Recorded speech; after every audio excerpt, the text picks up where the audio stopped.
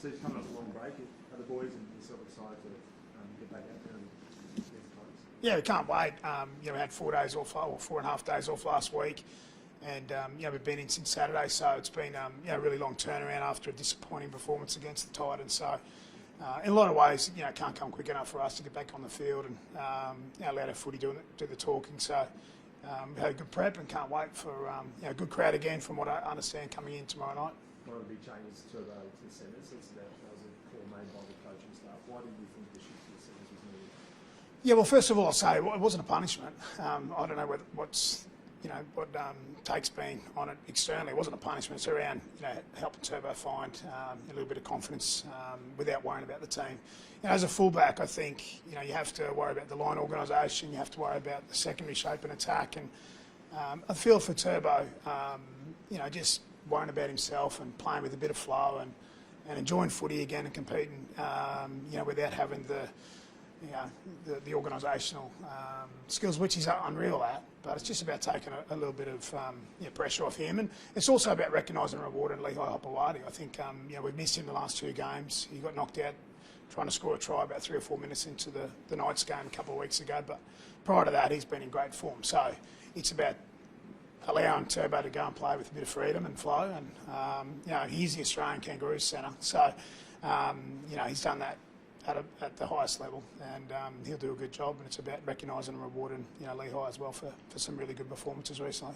Have the days have seen Turbo in the Manly #1 with jersey over? No, definitely not. This is for this week, and we'll decide what next week looks like after this week. But I did the same thing last year, and that's why I don't understand why there's so much commentary around it. I think we put him to centre last year, and he got a bit of confidence, and then he got his game back on, and he played outstanding the back end of the year and made the Kangaroos side. So look, his best position's fullback. There's no doubt about that. But like I said, the thinking is take a bit of organisational pressure on him. Let him just go and play with flow and freedom and enjoy footy, and Lehigh will do a great job as well at fullback. I'm sure Turbo's happy to do whatever's best for the team, but did you have to sell it to him, Steve? Look, Turbo understands that we always make a decision what's best for the team, not the individual.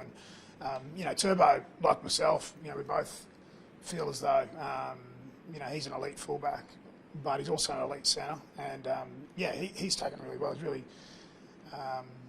worked really hard over the last week and a half. He didn't have any sort of time off. He kept training through the bye. He came in and trained on his Wednesday when all the rest of the players were on a break. So he's really determined to try and enjoy his footy again, which he'll do. And he's one hell of a player. So he didn't have to sell it to him. He understands that's what's needed this week for our team. Daly Cherry-Evans' future, is that becoming a distraction for this team? I don't feel so. I don't feel as though it is. And again, I think the only distraction is that you have to answer that question every time myself or Chaz go to a press conference. So look, externally it might look as though it is, but Chaz has spoken to the group and the reasons why he's not made a decision yet. But one thing he did do, he gave the club plenty of time to find a replacement, and we were able to do that, getting Jamal Fogarty, and Chaz wanted the club to be able to do that. So, look, what's next for him? That's up to Chaz to make a decision.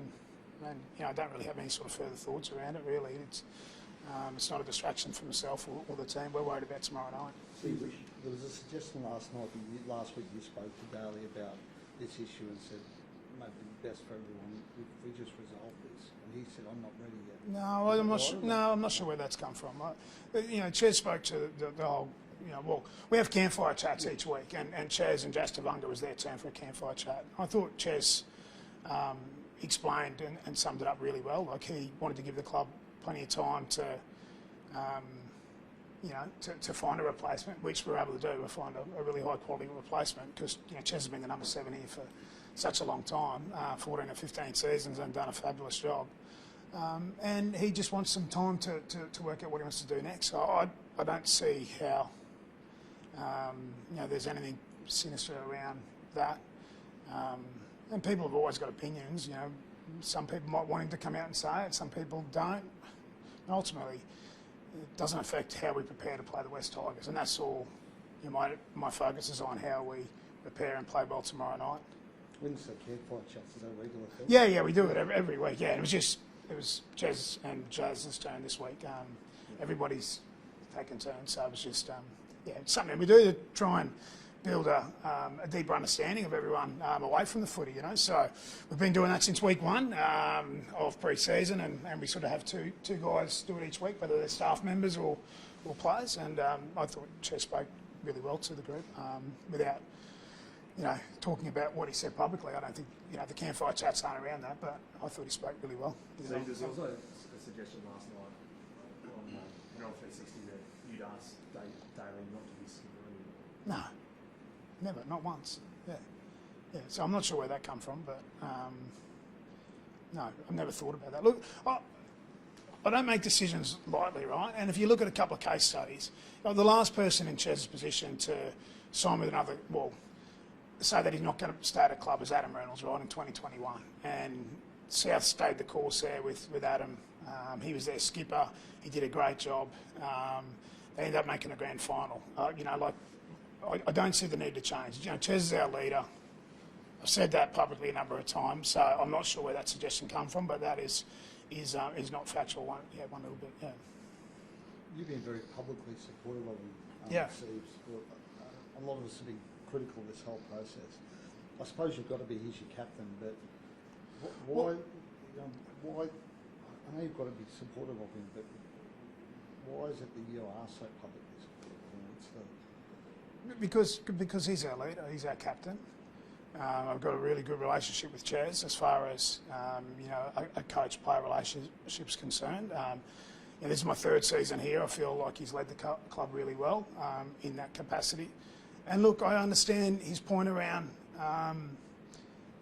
telling the club quite early that he's not going to be here. We're able to go and, find a replacement rather than be left in the lurch right at the end of the year and scratching around to try and find a suitable experienced replacement. So, I support all our players. I don't think.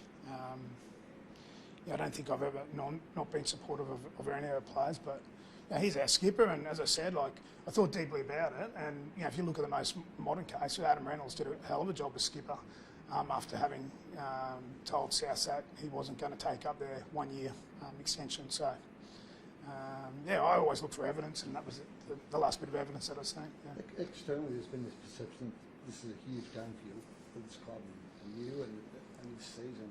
What's it been like inside the 4 walls? What's it been like? Well, look, I think everyone knows that if that's been said, that's agenda driven, right? So if you look at the facts, right?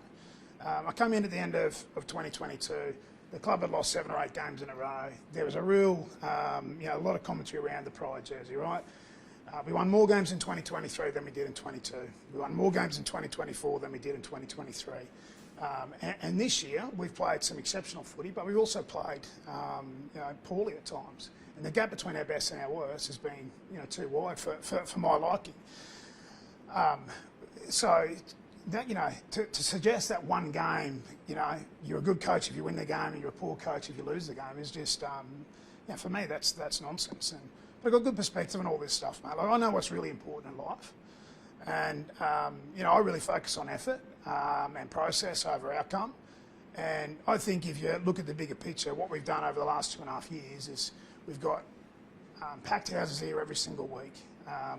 We've developed a footy team that can beat any team in the competition on our day. We just got to close the gap consistently. And that's part of my role and the players' role. But, yes, to suggest that you're a good coach if you win this week or you're a poor coach if you don't is in many ways nonsensical, but as I said, a good perspective on what's important. I know what we need to do, and we've got plans in place for the future. We've got plans in place for now. So, I think that's quite. I think it's quite laughable, but it's also I know that there's an agenda somewhere in the background there. So that says more about that personal people than myself. So do you really feel that pressure that if you don't get results? Well, what's pressure about? Let's put perspective on this. Like what's going on over in Israel and Ukraine and all that. That's pressure, right? The reality of it is, guys. Like I've got if you think about life, right, every single one of us are going to die. Every single one of us, right? And so if you work back from that point, you really, it's not to be morbid, but you really work out what's important in life. And I'm really passionate about coaching, but I'm also passionate about other things as well. So it's not pressure. You've got to put perspective on these things, guys. It's a game of footy. We'll go out there and we're going to play really well tomorrow night. I've got no doubt about that.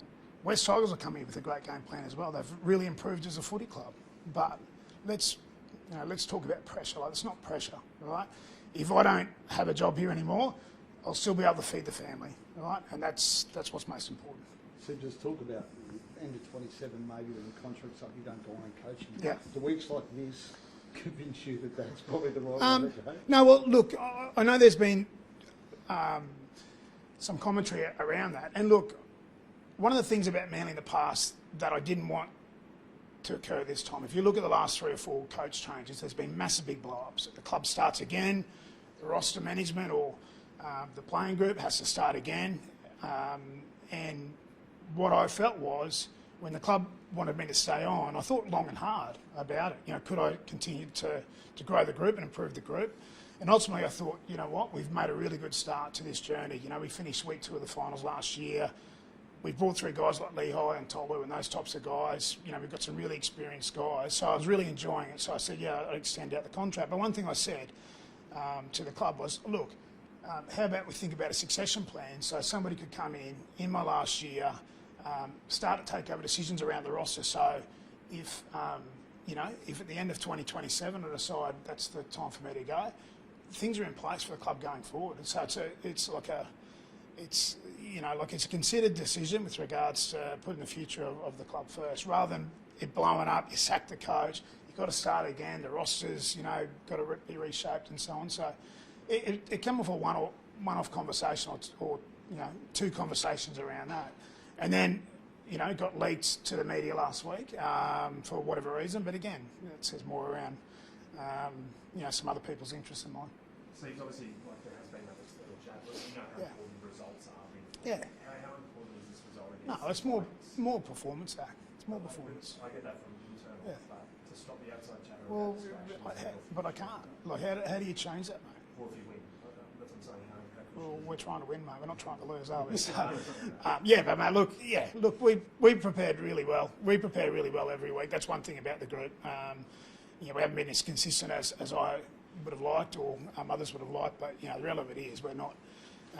You know, we're in this competition up to our ears at the moment. So, you know, it's coming up to a tipping point, because as you get towards the back end of the season, you've got to win a certain amount of games, you know, to make the playoffs. But this competition's probably as close as I've ever seen. I'm sure most people externally would, you know, would suggest the same thing. So, yeah, it's every game's really important. Every game's really difficult at the moment because it's such a tight comp. Yeah. So just on that, what gives you the confidence of what the group can turn around? Because we all know how good Manly can be on their day. Well, you just look back 3 games ago against Broncos. That's how good we can be. So that gives me great confidence. Yeah. Thanks, Steve. All right. Cheers, guys. Thanks, Steve. All right. Thank you.